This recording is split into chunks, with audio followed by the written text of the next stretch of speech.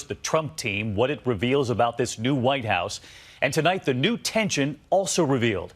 President-elect Donald Trump today out of view at Trump Tower as word comes in of a key national security advisor who bowed out. And after 24 hours of headlines that someone on the staff tried to get national security clearance for the Trump children, now comes word that that staffer is now gone too. ABC's Tom Yamas leading us off. Tonight in Trump Tower, the first cracks in the Trump transition now starting to show. One of the president-elect's top advisors on national security abruptly resigning from the transition team. Former Congressman Mike Rogers reportedly pushed out. Today, Vice President-elect Mike Pence seen entering Trump Tower. Pence only recently put in charge of the mammoth transition operation.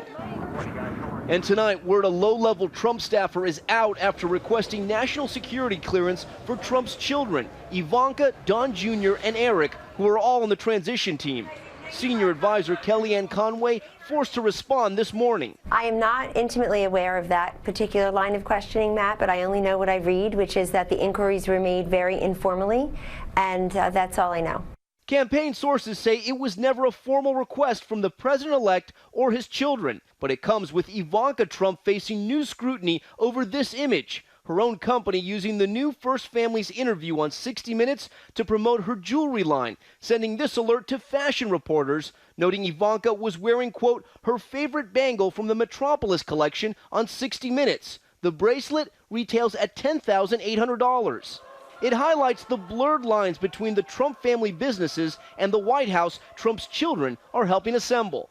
People think that you're going to be part of the administration, Ivanka. I'm going to be a daughter, but I've said throughout the campaign that I am very passionate about certain issues. Today, Ivanka Trump's company blaming the bracelet incident on a well-intentioned employee, adding they are discussing new policies. The Trump children not the only ones on the transition team facing questions. Democrats sounding the alarm over the president-elect's choice for his chief strategist, Stephen Bannon. The former chairman of Breitbart News published headlines like this: hoisted high and proud, the Confederate flag proclaims a glorious heritage.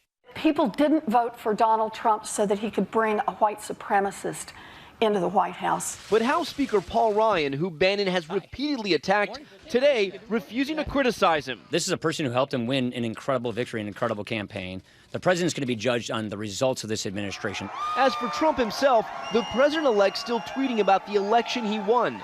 Today, firing off this message: if the election were based on total popular vote, I would have campaigned in New York, Florida, and California and won even bigger and more easily. As it stands, Hillary Clinton is now winning the popular vote by more than 770,000 votes.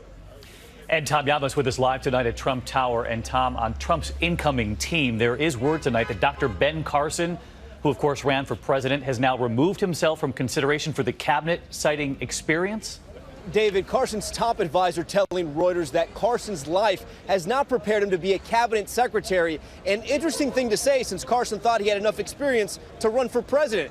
Carson himself saying he, as a federal bureaucrat, would be, quote, like a fish